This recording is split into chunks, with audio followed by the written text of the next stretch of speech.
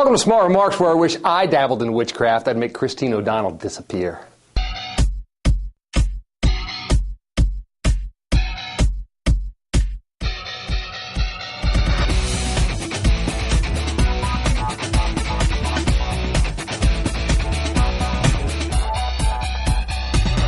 So the newest Tea Party darling, Christine O'Donnell, continues to dominate the headlines with the Delaware senatorial candidate bailing on appearances on Face the Nation and Fox News Sunday last week, although she did go on Hannity.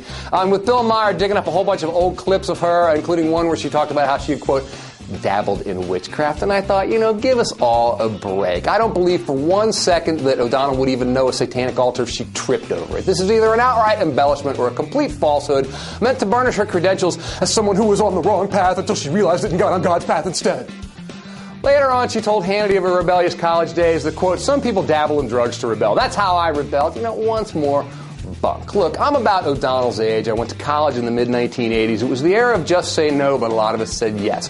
And every single one of us knew somebody like O'Donnell who maybe smoked pot once or twice, but 20 years later turns around and talks about what a druggie she was because this supposedly gives her some sort of perspective, which in reality she lacks.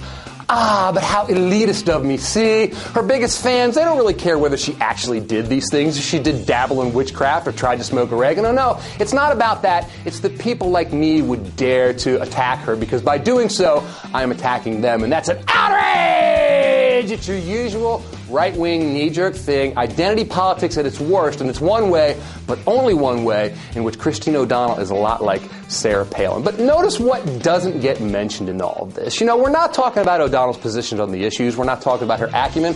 We're not talking about her ideas. So what are her ideas besides the same old Republican thing?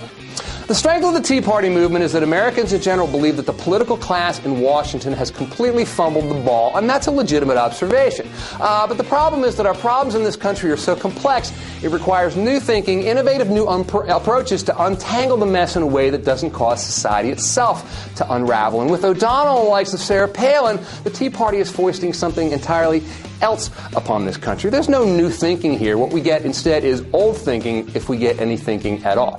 Go to O'Donnell's website, as I did, and check out her positions on the issues. Take a wild guess what they are. Cut taxes and cut spending! Values! Gun rights! This is conservative boilerplate packaged as the answer. This is politics for people who believe that there's no problem so complex that simple ideological solutions won't suffice. And that is all that Christine O'Donnell has, simple ideological solutions. But as long as ideology is her solution, her past nuttiness is irrelevant to her biggest fans because the Tea Partiers will put up with virtually anything, so long as you're one of them. Or a witch.